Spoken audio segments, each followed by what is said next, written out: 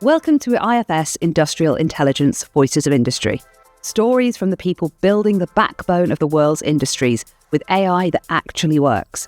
Because for the industries that never stop, neither do we. Each episode features IFS experts who've worked on the front lines of industry, in manufacturing plants, energy grids, aircraft hangars, and construction sites.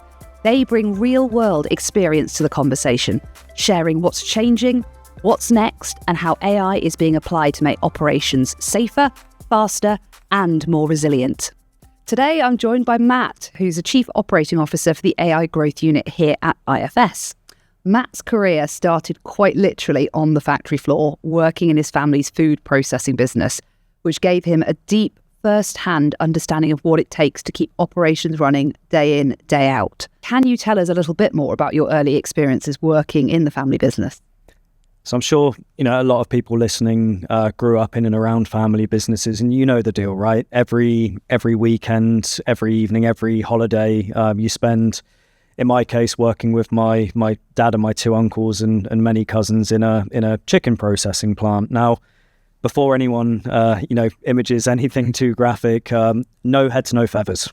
Okay, so we can get that straight out of everybody's heads. And it's a bit of a tradition in our family. You get involved in the cleaning, the paperwork side of things, and as you get older, for most of us, it's your first full-time job.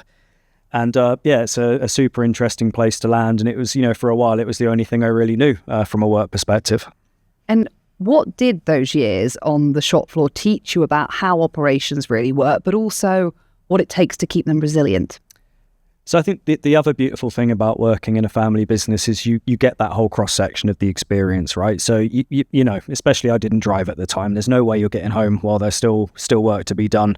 So everything from the packing room to the factory floor to supply chain logistics to the back office team managing customer orders and managing the suppliers to the folks that are out there in the trucks and the lorries managing the fleet. So a proper cross section of a manufacturing and distribution business. And for me, it was fascinating. I love to see how different things work and love to see how you can make certain improvements in areas and they have an impact on other areas and keeping everything running.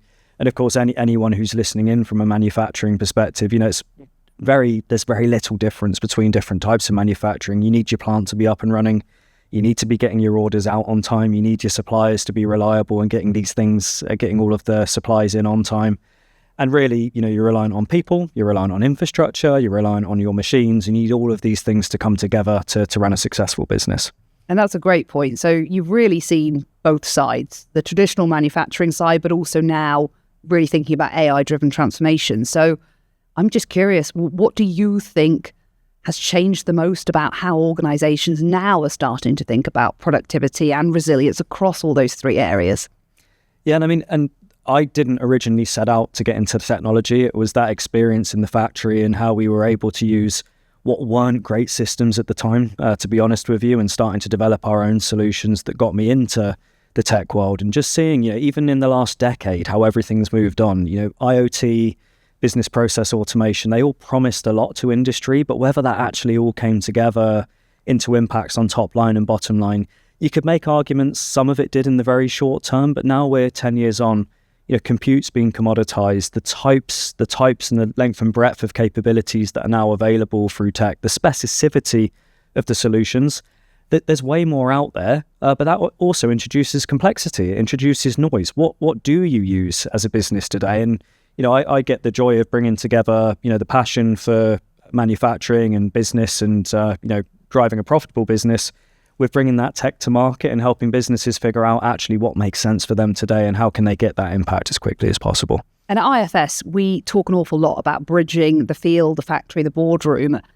I'm just curious what that means from your perspective in practical terms.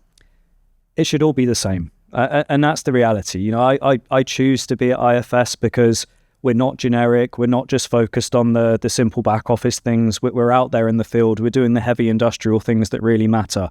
The industries we operate in are typically highly regulated. They're typically full of jeopardy. People can get hurt if you don't get these things right. So it's all about choosing the right solutions. It's all about making sure that you can evidence the sort of impact that you're going to see. And you mentioned shareholders, you mentioned the front office teams, the back office teams, and we're finding the very high impact use cases have a positive impact on all of the stakeholder groups. That said, you need to be very clear on what benefits you're expecting to get, and the timelines are way condensed compared to anything we've seen before. What excites you most about what is next for industrial AI, and where do you really think the biggest opportunities are? So most of the investment that companies have made up until now has been in, generic AI frameworks, models, the sorts of solutions that don't necessarily have that depth of context that you really need to deploy fast. Most of the businesses I'm working with now, and I think the statistics, 83% of businesses have deployed an agent in some shape or form. So businesses are experimenting already with all of this, and it's a maturity curve. So, it starts with demystifying AI, giving people AI tooling and getting your teams proficient. Everybody in your organization should be a technologist right now. Then it comes to trialing the out-of-the-box capabilities and actually evidencing the value that your company's getting, and working with partners like IFS can accelerate that massively.